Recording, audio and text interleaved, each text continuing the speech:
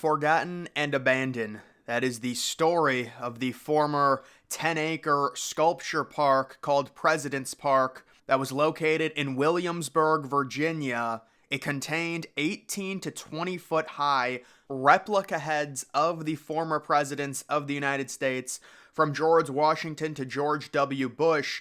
The park was opened in March of 2004, but quickly ran into struggles. It closed just 6 years later in September of 2010. Creditors put the park up for auction, not including the heads, in September of 2012. By January of 2013, the heads had been moved to a private storage at a nearby local farm in Croker, Virginia, by Howard Hankins. In 2017, National Geographic showcased a video in which Mr. Hankins expresses a hope to rehabilitate the statues for the park in the future. And that site, the abandoned heads located in Virginia, has become so commonplace and almost like a tourist attraction. The person that owns that area actually started selling tours to see the heads both during the days and at night. Now, it is more popular to go see the heads at night because you've got the beautiful backdrop and the scenery. There also was a similar park near Deadwood, South Dakota, designed by the same artist. Unfortunately, that park also closed after financial difficulties. Some of the South Dakota heads could still be seen in 2015 at various RV parks and hotels around the Dakotas. So there were two different locations, one in Virginia, one in South Dakota.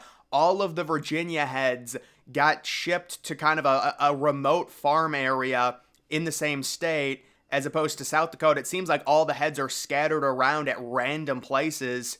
President Abraham Lincoln's head graces the Lincoln RV Park on US 85 south of North Dakota. Only one head is currently missing from the Virginia site, and that is Barack Obama. Apparently somebody made off with a miniature Obama head. Now, this is an interesting thing. This park was designed in 2010, so they had 43 of the massive heads. They did not have Obama, because Obama would be 44, Trump would be 45, Biden would be 46. The original idea was that they would keep adding to it, but apparently the heads cost so much money, and based off of the park not being able to generate revenue, there was really no purpose to go forward with building more statues. But apparently a mini Obama one was made. The bigger Obama one would have cost $60,000. And also Ronald Reagan's head got nailed in the face by lightning, which caused significant damage, and they had to replace that, and that would have been even more money. The park just simply wasn't paying for itself, so it ended up closing. When it comes to the mini Obama statue, I'm not sure why there was a mini Obama statue in the abandoned field, but I'm guessing someone, because it was small, you could just kind of just take it. So someone legitimately stole a mini Obama head, and maybe it'll show up on eBay at some point, but the owner was not happy about that. The heads that are the most popular with visitors are George Washington and Abraham Lincoln, not just because of their historical relevancy, but also because they sit separate from the masses of the other presidents, and they're easier to access individually for photography. Now, when it comes to possibly restoring the heads at the abandoned site in Virginia, it would cost about $1.5 million in order to do so. The owner saying, quote, "It's perplexing how nobody cared to see these statues when they were accessible in a public park, and now the whole world wants to see them since they are decaying and largely inaccessible." Actually, if you know about abandoned places, no, it's very easy to see why. There's something very intriguing about a bunch of giant heads of decaying in a random field in Virginia. It certainly would be a cool place to visit. And then you can see this was just a few months ago. Take a look at this. Virginia's giant presidents' heads are getting a new park. The broken remains of 42 giant presidential heads that once comprised the short-lived Presidential's Park just outside of the colonial Williamsburg will soon reopen to the public. James City County businessman Howard Hankins has been in possession of them since 2012, when he salvaged them after he was contracted to destroy them. So, I mean, these things would have been destroyed had it not been for Howard Hankins saving them, really having nowhere to store them. He throws them in a field, And then, of course, they become a major, place to explore for people just because the idea of it. But now apparently he's trying to cash in, and he's opening a new attraction around the massive decaying sculptures. It's called The Ruins at Hankins Folly, and it will launch new tours and an immersive experience starting on Memorial Day. In the coming years, the Ruins owners say they'll begin adding a winery, brewery, amphitheater, horse trails, and other amenities. Wow, they must be making a killing off of showing people abandoned, decaying statues. I mean, listen, if you can make a business off of it, there must have been a lot of people that were visiting these things every day if you want to open up your own, area to tour them.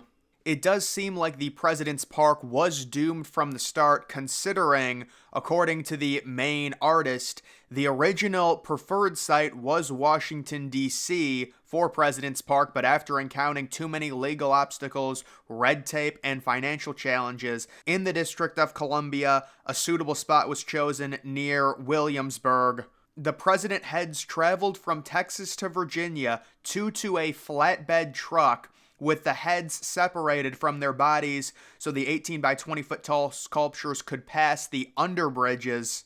Unfortunately, when they were moved again out of the President's Park after it closed, they were damaged when they moved them to that farm in Virginia.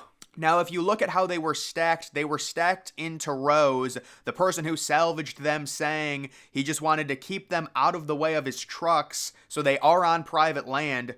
7 of the heads were slightly bigger than the rest due to their significance. Washington, Andrew Jackson, Lincoln, both Roosevelts, Woodrow Wilson, and Thomas Jefferson were just a little bit bigger. I had always thought that these heads would have been owned by the government, and once the park went out of business, they just put them in some public disregarded land area in Virginia, like just some random abandoned field, but that is not the case. But there you have it. That is the short story of the abandoned presidential heads located in both Virginia and South Dakota, but more famous, the photos in the abandoned field there in Virginia. Apparently now, I mean, I guess you could still say they're abandoned. It's not like they've been refurbished or anything, but you can tour them. Either way, that's going to do it. You know what? I wonder if it's illegal now to go in there and just for fun. I wonder if you have to pay now. I would imagine so. That's unfortunate because that seems like a cool abandoned site. But either way, guys, that is going to do it for this video. Make sure you follow me on X. Link to that's always in the description.